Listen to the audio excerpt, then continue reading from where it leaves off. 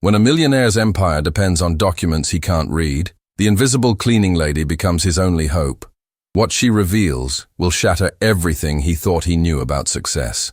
The executive boardroom of Sterling Global Enterprises buzzed with tension as Richard Sterling paced behind the mahogany conference table, his expensive leather shoes clicking against the polished marble floor. At the head of the room, floor-to-ceiling windows offered a breathtaking view of the city skyline, but Richard's attention was entirely focused on the crisis unfolding before him. "Gentlemen, we have a problem," Richard announced to the 6 board members seated around the table. His voice carried the authority of someone who had built a multi-million-dollar import-export empire from nothing. But today, there was an edge of desperation that hadn't been there before. The problem lay scattered across the conference table in the form of dozens of documents bearing foreign letterheads, official seals, and text in languages that might as well have been hieroglyphics to everyone present. These weren't ordinary business correspondence. They were legal documents that could determine the future of Sterling Global's most lucrative international contracts. "The shipment from our Eastern European partners arrived this morning," Richard continued, picking up one of the documents with obvious frustration. "But instead of the usual English contracts, everything is in languages our regular translators don't handle. Hungarian, Romanian, Czech, languages I've never even heard spoken." Board member Harrison Webb leaned forward, his concern evident. "Richard, how much is this contract worth to us?" $47 million, Richard replied, the number hanging in the air like a sword. "And according to what little we can understand, we have until the end of today to respond to these documents, or the entire deal falls through." The boardroom fell silent, except for the distant hum of the city below. For a company like Sterling Global, $47 million wasn't just another contract. It represented expansion into new markets, jobs for hundreds of employees, and the difference between a good year and a great one. Margaret Chen, the company's chief financial officer, spoke up. "Surely we can find professional translators. There must be agencies that handle these languages." "We've tried everything," Richard said, running his hand through his hair in a gesture of defeat that was entirely unlike him. "Every translation service in the city is either booked solid or doesn't have specialists in these particular dialects. The documents are so technical and legal in nature that online translation tools are useless." The irony wasn't lost on anyone in the room. Sterling Global Enterprises, a company that prided itself on international business and global reach, was being brought to its knees by a language barrier. Richard had built his fortune on being prepared for everything, on having contingency plans for his contingency plans. But this was a scenario he had never anticipated. "What about the universities?" suggested Thomas Roth, the head of operations. "Surely the language departments could help us." "It's exam season," Margaret replied, checking her phone. "I already called 3 universities. Their professors are either unavailable or can't guarantee the legal accuracy we need for documents of this magnitude." As the board members continued to brainstorm solutions, none of them noticed the quiet figure moving around the edges of the room. Isabella Martinez had been cleaning the executive offices of Sterling Global for years, moving through the corporate world like a ghost. She emptied trash bins, dusted furniture, and cleaned windows while the important people made important decisions. Isabella had mastered the art of invisibility that comes with being part of the service industry in a corporate environment. She knew which executives liked their coffee a particular way, which ones stayed late and would need fresh towels in their private bathrooms, and which ones never bothered to learn her name despite seeing her every day for years. But today, as she quietly went about her duties, Isabella found herself listening to the conversation with growing interest. The languages the executives were struggling with weren't foreign to her at all. In fact, they were as familiar as her native Spanish, learned during a life that had taken her through more countries and circumstances than anyone in this room could imagine. "This is ridiculous," Richard was saying, his frustration finally boiling over. "We're going to lose the biggest contract in the company's history because we can't read a few pieces of paper." "Sir," Harrison ventured carefully, "perhaps we should consider accepting the loss and focusing on other opportunities. Sometimes it's better to cut our losses than to—" "Absolutely not," Richard cut him off sharply. "This contract represents everything we've been working toward. It's our entry into markets we've been trying to access for years. I don't care what it costs or what we have to do. We find a way to translate these documents." Isabella paused in her work, her cleaning cloth hovering over the small table where she was organizing some papers. She had been in situations like this before, in a different life, in a different world. She understood the weight of documents like these, the importance of every clause and every legal phrase. But she also understood her place in this world. She was the cleaning lady, invisible and unimportant. Her opinions weren't sought, her knowledge wasn't valued, and her presence was barely acknowledged. Speaking up would mean revealing parts of herself she had carefully hidden away, parts of a past that seemed incompatible with her current reality. The executives continued their heated discussion, their voices growing more tense as the morning wore on. Phone calls were made to every possible contact. Favors were called in, and desperate measures were considered. But as lunchtime approached, they were no closer to a solution than they had been at the start of the meeting. "We're running out of time," Margaret said, looking at her watch. "If these documents require a response by end of business today, we have maybe 6 hours to figure this out." 6 hours to save a $47 million contract, Thomas added grimly. No pressure at all. Richard stopped pacing and looked out the window at the city below. Somewhere out there was the solution to his problem, but it might as well have been on another planet. He had built his success on being able to solve any problem, overcome any obstacle, and find opportunity where others saw only challenges. But this time, he was truly stuck. What none of them realized was that the solution to their problem was standing right there in the room with them, quietly dusting furniture and organizing papers. Isabella Martinez, the invisible cleaning lady, possessed exactly the knowledge they desperately needed. But whether she would find the courage to step forward and reveal her hidden abilities was another question entirely. The clock on the wall ticked steadily toward noon, marking the passage of precious time that Richard Sterling couldn't afford to lose. In a few hours, his empire's future would be decided, and he had no idea that salvation was closer than he ever could have imagined. As the afternoon sun streamed through the boardroom windows, the atmosphere at Sterling Global had shifted from concern to barely controlled panic. Richard Sterling stood at the head of the conference table, surrounded by empty coffee cups, crumpled papers, and the defeated expressions of his executive team. The foreign documents lay before them, like an unsolvable puzzle, each page representing millions of dollars slipping through their fingers. "Update me," Richard demanded, his voice tight with stress, as Margaret Chen ended another unsuccessful phone call. "I've contacted every translation service within a 100-mile radius," Margaret reported, her usual composure cracking slightly. "The few that specialize in Eastern European languages are either completely booked or can't guarantee accuracy for legal documents of this complexity." Harrison Webb looked up from his laptop, shaking his head. "I've reached out to our international contacts, but the time difference means we won't hear back from our European partners until tomorrow morning, which will be too late."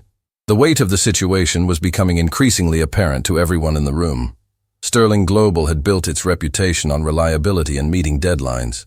Clients trusted them because they delivered, no matter what obstacles arose. But today, they were facing the very real possibility of defaulting on the most important contract in the company's history. "What about the embassy?" suggested Thomas Roth desperately. "Surely they have translators who could help us." "I tried that too," Margaret replied. "The Hungarian embassy referred me to a private service that's backed up for weeks. The Romanian consulate was more helpful, but they can only handle diplomatic documents, not private commercial contracts." Richard began pacing again, a habit that his employees had learned to recognize as a sign of his mounting frustration.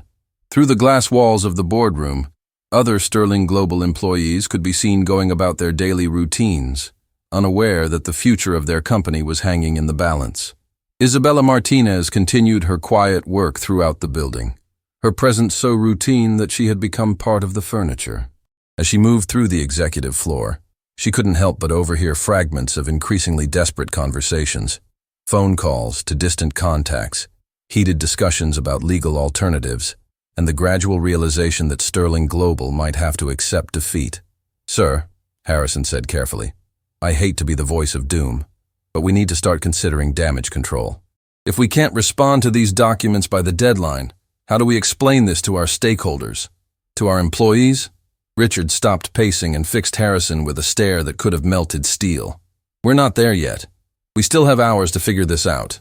But realistically, Harrison, I've never built a $47 million business by accepting defeat when things got difficult. Richard's voice carried the edge that had intimidated competitors and inspired employees for years. We find a solution. Period. As the executives continued their brainstorming, Isabella quietly entered the boardroom to empty the trash bins and refill the water pitchers. The men were so absorbed in their crisis that they barely noticed her presence, speaking freely as if she weren't there at all. The irony is devastating, Thomas was saying, holding up one of the documents. All these years of international business, and we're brought down by something as basic as a language barrier. It's not just any language barrier, Margaret corrected. These are highly technical legal documents with specific terminology. Even if we found someone who spoke these languages conversationally, they might not understand the legal implications of what they're translating. Isabella's hands stilled for a moment as she recognized the truth in Margaret's words. Legal translation wasn't just about converting words from one language to another. It required understanding the legal systems, cultural contexts, and precise meanings that could make the difference between a successful contract and a costly mistake. She glanced at the documents spread across the table, and her breath caught in her throat. The letterheads were familiar, not just the languages, but the specific legal firms and government agencies that had issued them. She had seen similar documents before, in a life that felt like it belonged to someone else entirely. Maybe we're approaching this wrong, Richard said suddenly, his entrepreneur's mind still searching for angles. What if we hire multiple translators, each handling small sections, and then piece together the translations? That's incredibly risky, Harrison responded. Legal documents need to be understood as complete units. Taking them apart could lead to misinterpretations that cost us everything. Then what do you suggest? Richard snapped, his patience finally wearing thin. That we just give up? That we tell our biggest client we're incompetent? The room fell silent, except for the soft sound of Isabella organizing papers and the distant hum of the air conditioning system. The executives stared at the documents as if willing them to translate themselves, while precious minutes continued to tick away. Isabella found herself studying the men around the table with new eyes. She had cleaned their offices, seen their personal photographs, overheard their phone calls to family members. Richard Sterling, the powerful CEO who commanded respect and fear in equal measure, was showing cracks in his armor. The stress was evident in the tight line of his shoulders, the way he gripped his coffee cup, the slight tremor in his voice when he spoke. She had always assumed that people like Richard lived in a different world, insulated from real problems by their wealth and power. But watching him struggle with something as fundamental as communication, she realized that success didn't make anyone immune to feeling helpless. There has to be someone, Richard muttered, more to himself than to the others. In a city of millions of people, there has to be someone who can help us. Isabella's heart began to race as she realized the magnitude of what she was witnessing. These weren't just abstract business problems. They were human struggles. Richard Sterling might be wealthy and powerful, but right now he was simply a man facing the potential collapse of everything he had worked to build. The decision she was contemplating felt impossible. Speaking up would mean revealing aspects of herself that she had carefully hidden for years. It would mean stepping out of the shadows and into a world where she didn't belong. But it would also mean potentially saving hundreds of jobs and helping someone who, despite his flaws, was facing genuine desperation. We could try reaching out to universities again, Margaret suggested weakly. Maybe someone's schedule has opened up. We tried that already, Thomas replied. Besides, even if we found professors who spoke these languages, would they understand international commerce law? Would they know how to handle documents worth millions of dollars? As Isabella listened to their conversation, she realized that they were looking for exactly what she could provide. Not just language skills, but the specific expertise that came from years of experience with international legal documents. The question was whether she had the courage to step forward and offer help that no one would expect from someone in her position. The clock on the wall showed that they had less than 4 hours remaining. 4 hours to save a $47 million contract, hundreds of jobs, and the future of Sterling Global Enterprises. 4 hours for Isabella Martinez to decide whether to remain invisible or to step into the light and change everything. The conference room had become a pressure cooker of desperation as the afternoon wore on. Richard Sterling sat slumped in his leather chair, staring at the foreign documents with the hollow expression of a man watching his life's work crumble before his eyes. The confident CEO who had started the day commanding respect from his board members now looked utterly defeated. 3 hours, he whispered, his voice barely audible. 3 hours until we lose everything. Margaret Chen had stopped making phone calls. Every contact in her extensive network had been exhausted, every favor called in, every possible solution explored and found wanting. The silence in the room was deafening, broken only by the relentless ticking of the wall clock that seemed to mock their helplessness. "Richard," Harrison Webb said gently, "we need to start preparing damage control statements. The investors will need to know what happened, and our employees deserve an explanation before they hear rumors." "No," Richard replied firmly, though his voice lacked its usual authority. "I won't give up. Not yet." But even as he spoke those words, Richard felt something inside him breaking. This wasn't just about money or business success. This was about the hundreds of families who depended on Sterling Global for their livelihoods. It was about his own family, his reputation, and the legacy he had hoped to leave behind. Isabella Martinez had been moving through the building like a ghost, her cleaning duties taking her past the boardroom multiple times throughout the afternoon. Each time she passed by, she could see the executives growing more desperate, their confident demeanor replaced by the raw fear of impending failure. During one of her passes, she overheard Thomas Roth speaking quietly into his phone. "Yes, honey. I know we were planning that vacation, but there might be some changes at work. Significant changes." The personal cost of the crisis was becoming clear. This wasn't just about corporate profits. It was about real people facing real consequences. Isabella thought about her own struggles, the years of working multiple jobs just to survive, the nights she had gone to bed wondering how she would pay rent or buy groceries. But she also thought about the life she had left behind, the expertise she had acquired through circumstances that had once seemed like the end of the world, but had ultimately become her greatest strength. The knowledge that could save Sterling Global was locked away in her memories, hidden behind years of deliberate invisibility. As she cleaned the small kitchen area adjacent to the boardroom, Isabella could hear Richard's voice growing more strained with each passing minute. "There has to be something we're missing, some angle we haven't considered."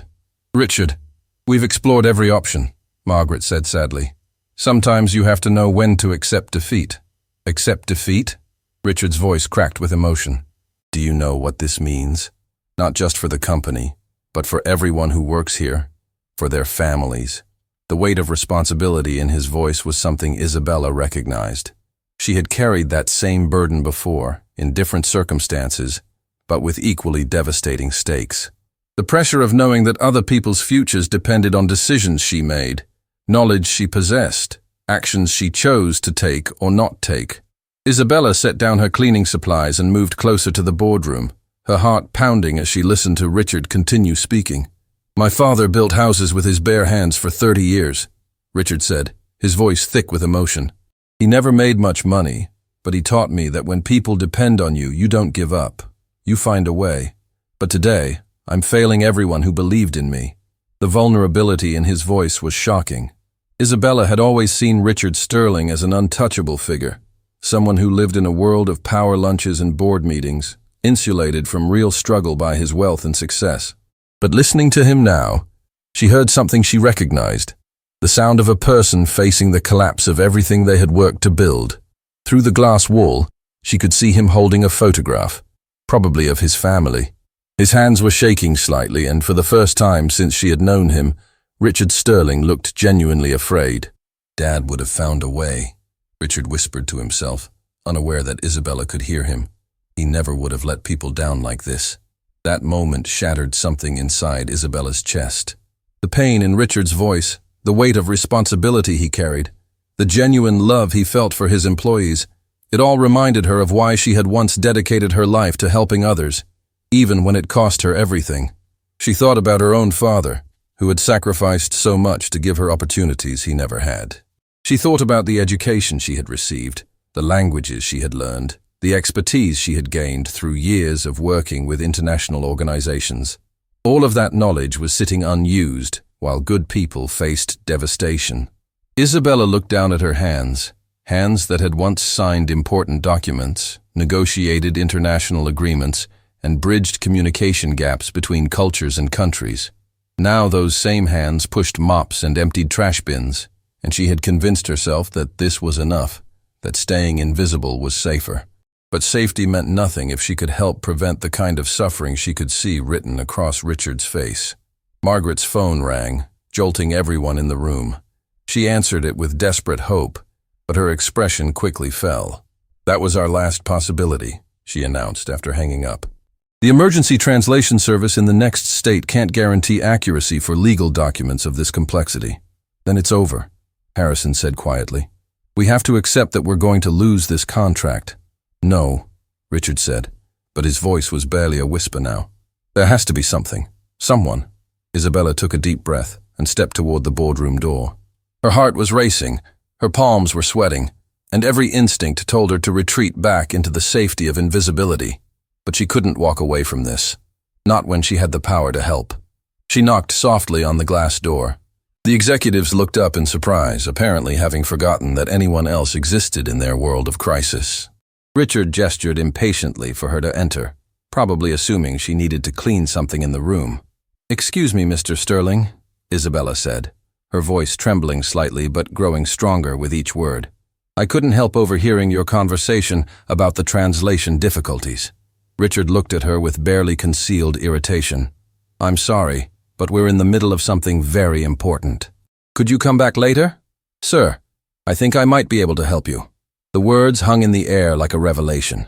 The executive stared at Isabella as if she had just announced she could fly.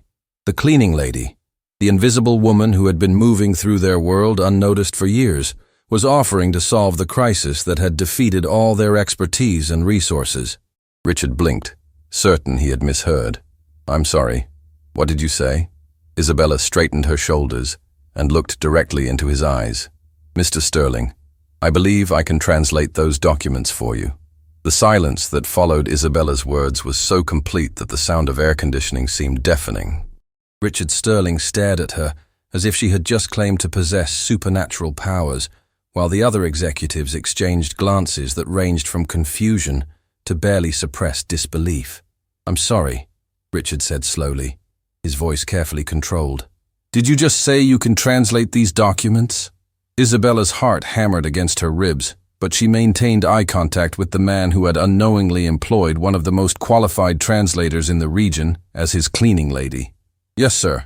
I have extensive experience with Hungarian, Romanian, Czech, and several other Eastern European languages, particularly in legal and commercial contexts." Harrison Webb let out a sound that might have been a laugh or a gasp. "With all due respect, Miss Martinez, Isabella Martinez. Miss Martinez, these are extremely complex legal documents worth millions of dollars. This isn't something that can be handled by someone who happens to speak a few foreign languages." The condescension in his voice was unmistakable, and Isabella felt the familiar sting of being dismissed because of her current position. But years of being underestimated had taught her patience, and she understood that extraordinary claims required extraordinary proof. "You're absolutely right, Mr. Webb," Isabella replied calmly. "These documents require someone with specific expertise in international commercial law, experience with cross-border contract negotiations, and familiarity with the legal systems of multiple Eastern European countries." Margaret Chen leaned forward, her skepticism evident. "And you're claiming to have all of that?" "I'm not claiming anything," Isabella said, her voice growing stronger. "I'm stating facts. Before I came to work at Sterling Global, I spent 15 years as a senior translator and legal consultant for the International Trade Commission. I specialized in Eastern European commercial agreements and have personally handled contracts worth hundreds of millions of dollars." The revelation hit the room like a physical blow. Thomas Roth's mouth actually fell open, while Margaret Chen sat back in her chair as if she'd been pushed. Richard Sterling's expression shifted from disbelief to something approaching shock. "That's impossible," Harrison said flatly. "If that were true, why would you be working as a cleaning lady?" The question that Isabella had been dreading, the one that forced her to reveal parts of her story she had spent years trying to forget. She took a deep breath, knowing that her credibility depended on her willingness to be vulnerable in front of these powerful strangers. "Because sometimes life doesn't give you choices," she said quietly. Sometimes you lose everything and have to start over, and the only thing that matters is survival. Richard found his voice again, though it came out rougher than usual. What happened?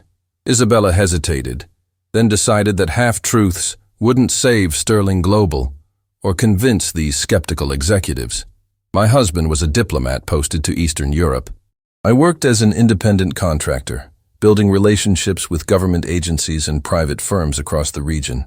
We had a good life, important work, respect in our community.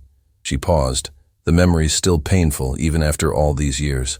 Then my husband was killed in what was officially called an accident, but which I knew was retaliation for his anti-corruption work.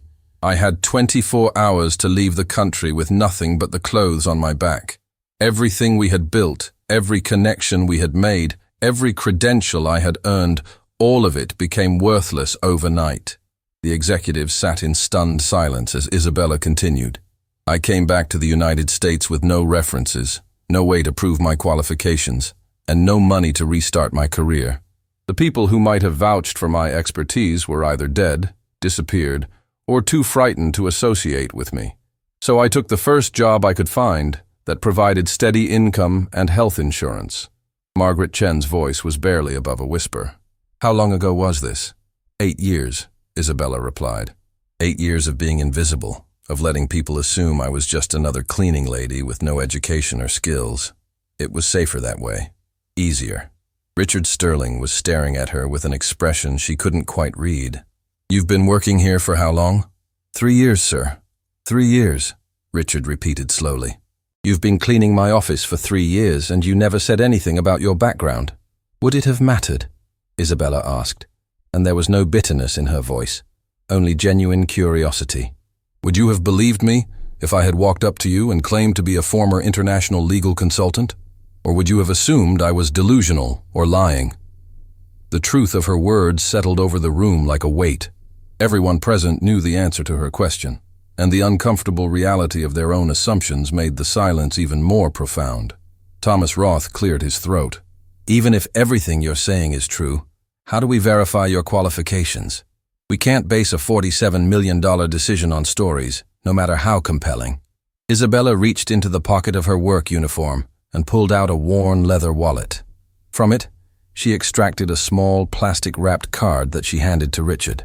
My International Trade Commission certification, she said. I've carried it with me every day for 8 years, even though I never thought I'd need it again. Richard examined the card carefully, noting the official seals, the photograph of a younger Isabella, and the impressive list of language certifications and legal specializations. Margaret Chen looked over his shoulder, her eyes widening as she read the credentials. This is legitimate, Margaret said, her voice filled with amazement. Isabella, these qualifications are extraordinary. You were authorized to handle transactions worth up to $500 million. The documents on your table, Isabella said, gesturing toward the papers that had caused so much desperation, are standard commercial agreements with some complexity around regulatory compliance. Nothing I haven't seen hundreds of times before. Harrison Webb was shaking his head in disbelief. This is incredible. You've been here for 3 years, and we never knew. You never asked, Isabella said simply. And I never volunteered the information. Sometimes hiding is the only way to survive. Richard Sterling stood up slowly, his legs feeling unsteady beneath him. The woman he had barely noticed for 3 years, whose name he had probably never bothered to learn until today, was offering to save his company from disaster. The irony was almost too overwhelming to process. Isabella, he said, and it was the first time he had ever spoken her name. If you can really do this, if you can translate these documents accurately and help us respond appropriately, it would save not just this company, but the livelihoods of everyone who works here. I understand the stakes, Mr. Sterling, Isabella replied. That's why I'm willing to step forward despite the risks. What risks? Isabella's expression grew serious. If word gets out about my background, about why I had to leave my previous life behind, it could bring danger to people I care about. The corruption my husband died fighting is still very much alive. The room fell silent again, as the executives realized that Isabella wasn't just offering to help them. She was risking her own safety to do so. Richard looked at the clock on the wall. 2.5 hours remained until their deadline. 2.5 hours to save everything he had worked to build, with help from the most unlikely source imaginable. "What do you need?" he asked. Isabella's transformation was immediate and remarkable. The moment Richard Sterling asked what she needed, the quiet cleaning lady disappeared entirely, replaced by the confident international consultant she had once been. She moved to the conference table with purpose, her posture straightening as she examined the documents with the trained eye of someone who had spent years navigating complex international agreements. "First, I need complete silence," Isabella said, her voice carrying an authority that none of the executives had ever heard from her before. "These documents require absolute concentration, and every minute counts." She picked up the first set of papers, her eyes scanning the Hungarian text with practiced efficiency. "Second, I'll need someone to take dictation as I translate. The responses will need to be typed immediately and formatted according to European business standards." Margaret Chen immediately volunteered, opening her laptop and positioning herself beside Isabella. "I can handle the typing." "What else?" "Coffee," Isabella said without looking up from the documents. "Strong coffee. This is going to be a long 2 hours." As Margaret hurried to arrange for refreshments, Isabella began her work. The change in her demeanor was so complete that it was almost shocking. The woman who had been invisible for 3 years was now commanding the room with quiet confidence, her fingers moving across the pages as she absorbed information that would determine Sterling Global's future. "This first document is a regulatory compliance certificate," Isabella announced, beginning her translation. "It confirms that Sterling Global's proposed shipments meet all European Union safety standards for electronic components. The Hungarian government is requiring written acknowledgement within today's deadline." Richard found himself holding his breath as Isabella continued reading, her voice steady and professional as she navigated complex legal terminology that would have been incomprehensible to anyone else in the room. "The second document is more complicated," Isabella continued, frowning slightly as she studied the text. "It's a request for additional documentation regarding Sterling Global's financial stability. Apparently, one of your competitors has raised questions about your company's ability to fulfill long-term contracts." "What kind of questions?" Thomas Roth asked, his concern evident. Isabella looked up from the papers, her expression serious. "Someone has been spreading rumors that Sterling Global is financially unstable and may not be able to deliver on commitments. The Hungarian authorities want bank statements, audit reports, and guarantees from your insurance providers." The executives exchanged worried glances. This wasn't just a translation issue anymore. Someone was actively working to sabotage their contract. "Can we provide what they're asking for?" Richard asked. "We can," Margaret said, already making notes. "But it will take time to gather everything and have it properly certified." "How much time?" Isabella asked, checking the clock. "At least 4 hours, maybe 6. "We don't have 6 hours," Richard said grimly. "We have 90 minutes. Isabella studied the document again, her mind working through possibilities. There might be another option. European law allows for provisional agreements pending documentation, but only if certain conditions are met. She continued reading, her concentration so intense that the room seemed to hold its collective breath. Finally, she looked up with something approaching relief. "Yes, there's a provision for emergency commercial agreements.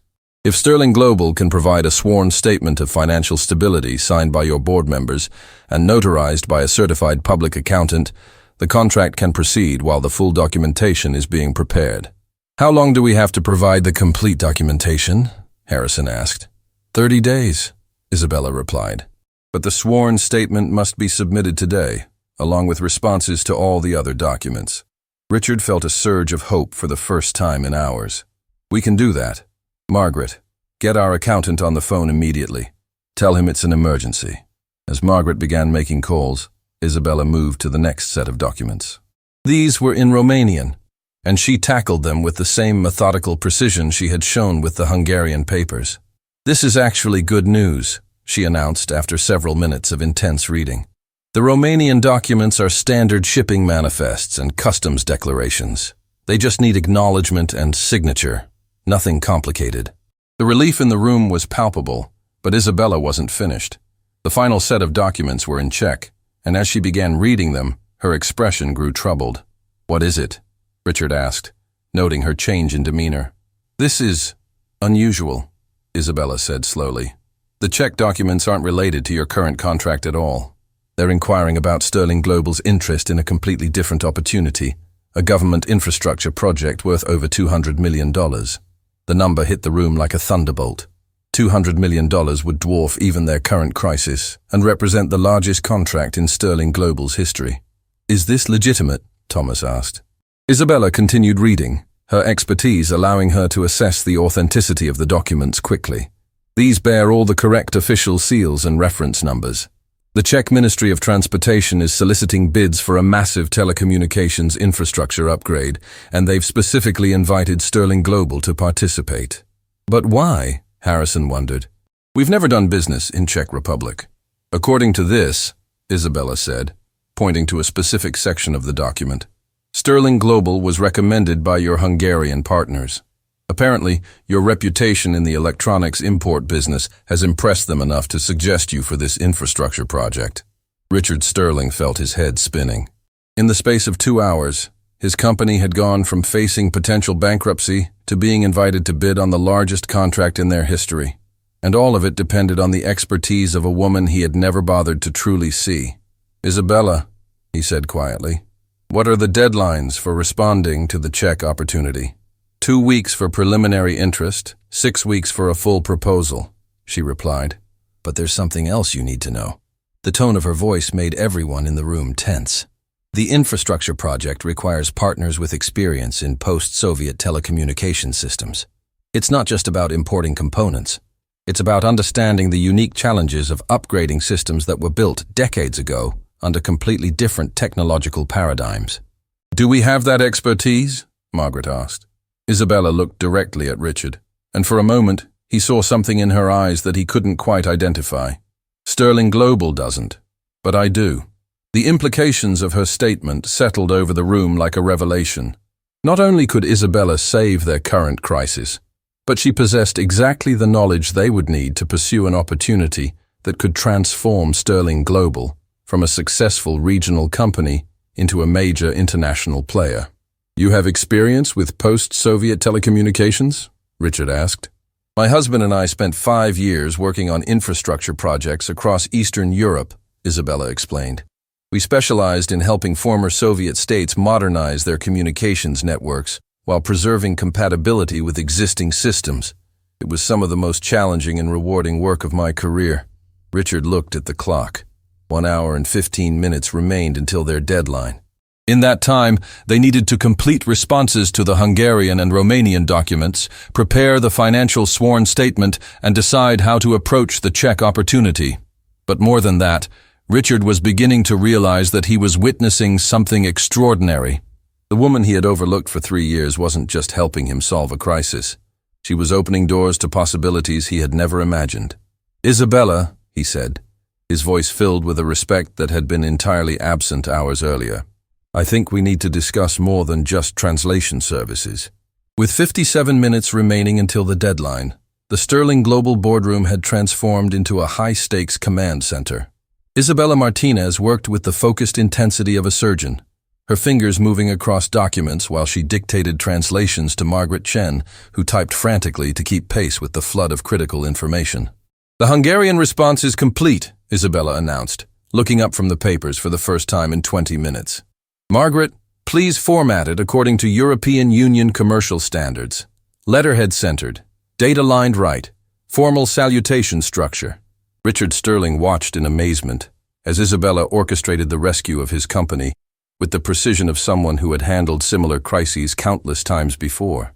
The transformation was so complete that he found himself questioning everything he thought he knew about judging people based on their current circumstances rather than their capabilities.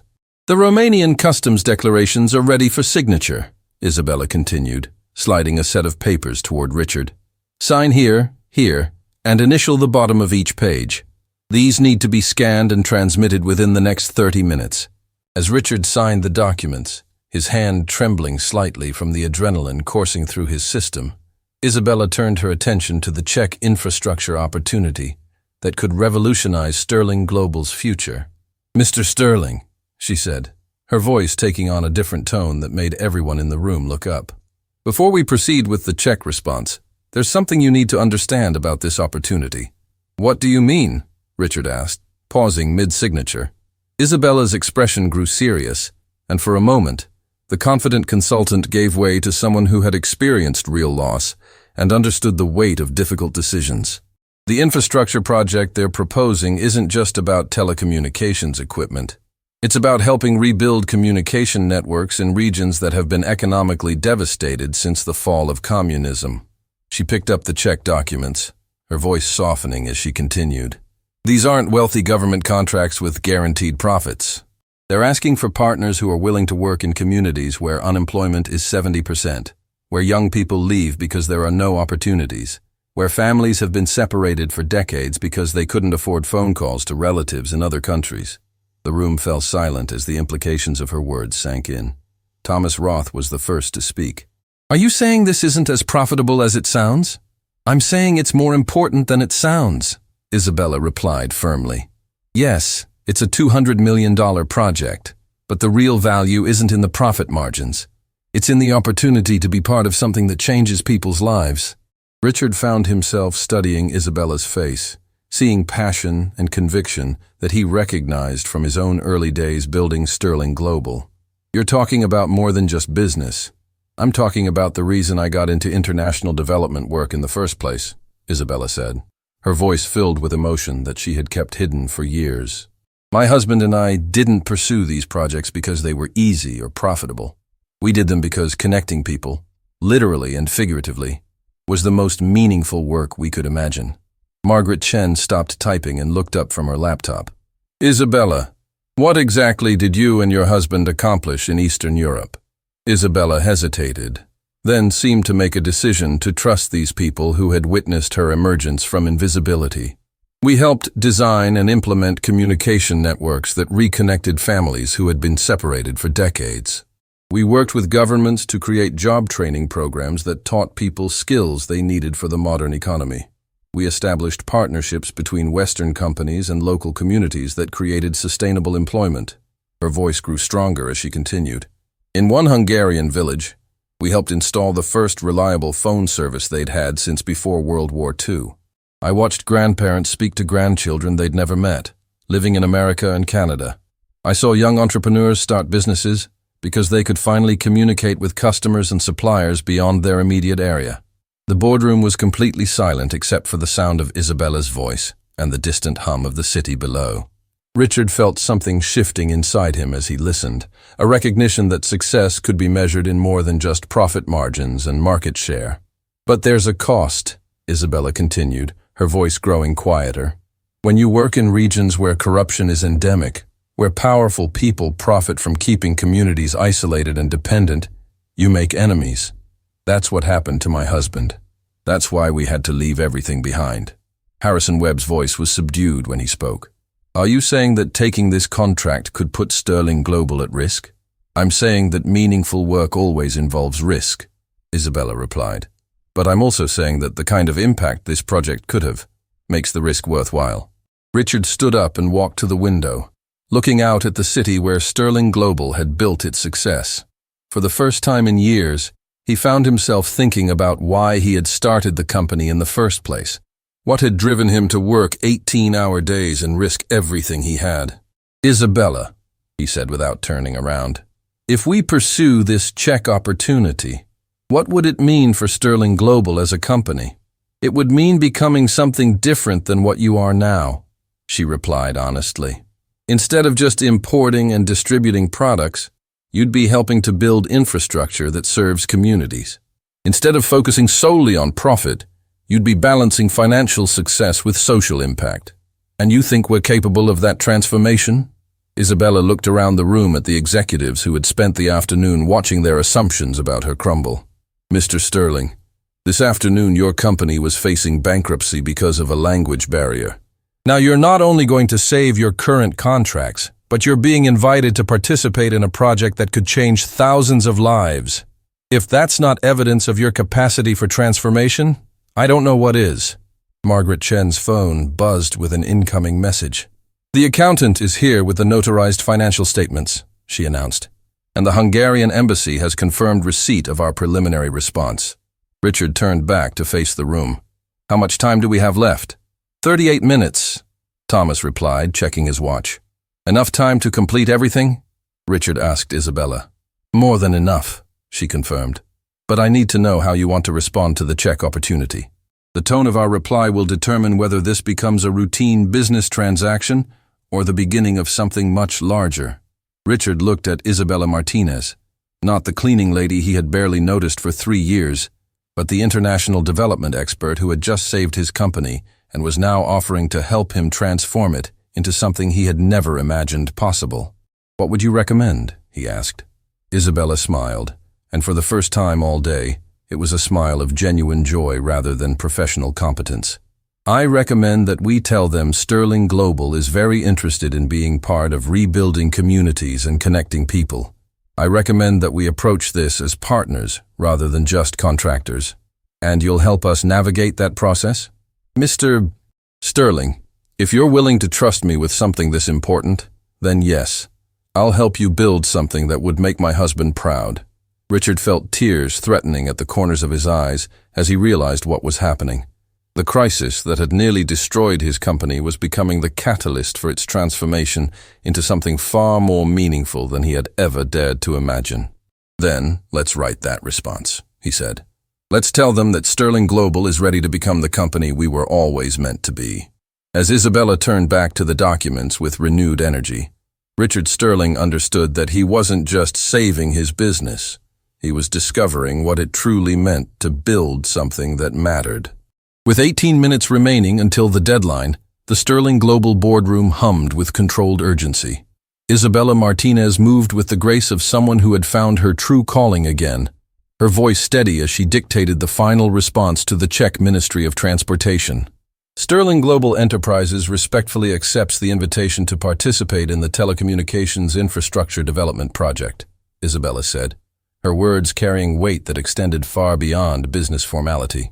We approach this opportunity not merely as contractors, but as partners committed to rebuilding connections between communities and creating sustainable economic opportunities for the people of Czech Republic.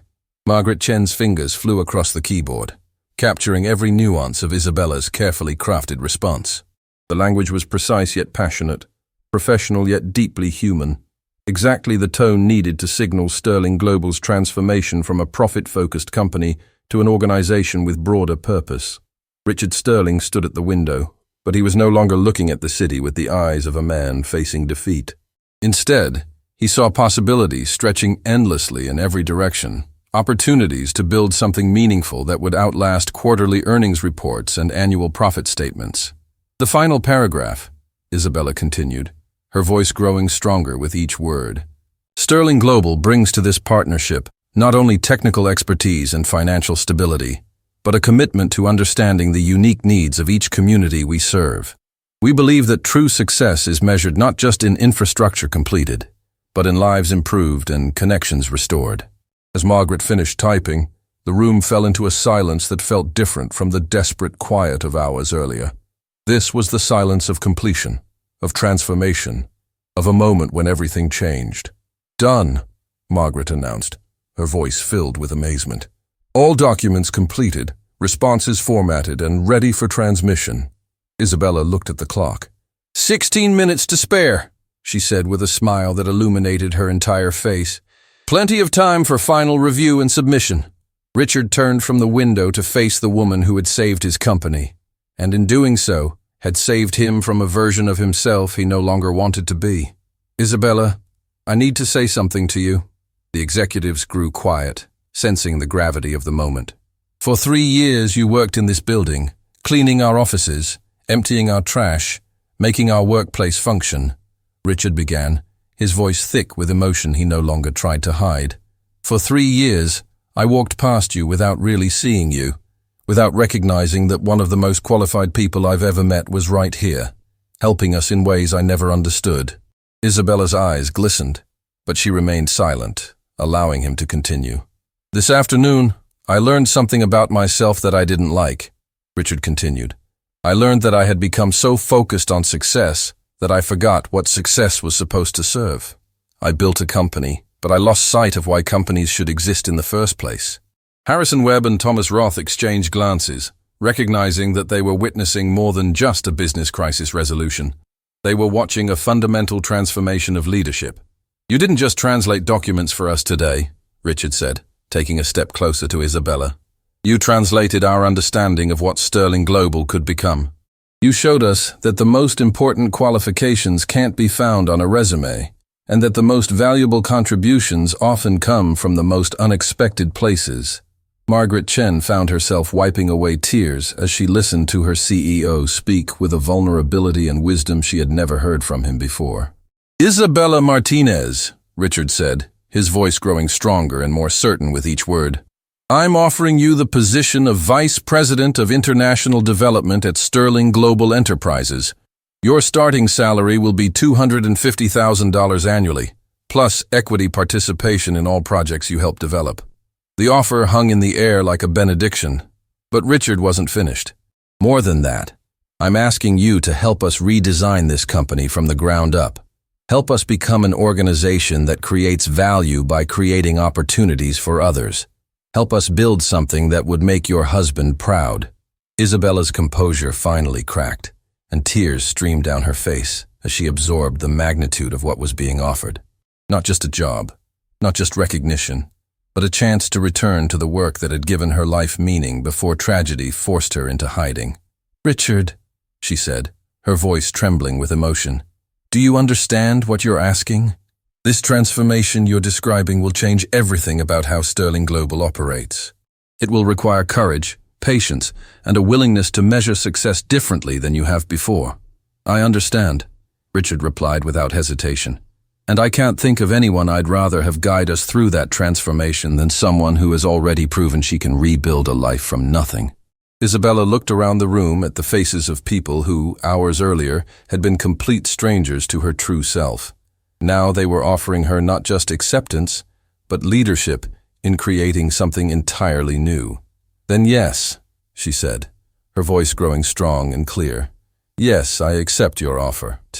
And yes, I'll help you build a company that connects people and communities instead of just moving products and maximizing profits." The eruption of applause that followed seemed to shake the building itself. Margaret Chen began crying openly, while Harrison Webb and Thomas Roth stood and clapped with genuine enthusiasm. But the most powerful moment came when Richard Sterling stepped forward and embraced Isabella Martinez, not as an employer acknowledging an employee, but as one human being thanking another for the gift of transformation. "Submit the documents," Richard said when they finally separated. "Let's make this official." As Margaret transmitted the responses to Hungary, Romania, and Czech Republic, Isabella looked around the boardroom that had become the site of her emergence from invisibility. "There's one more thing," she said. "What's that?" Richard asked.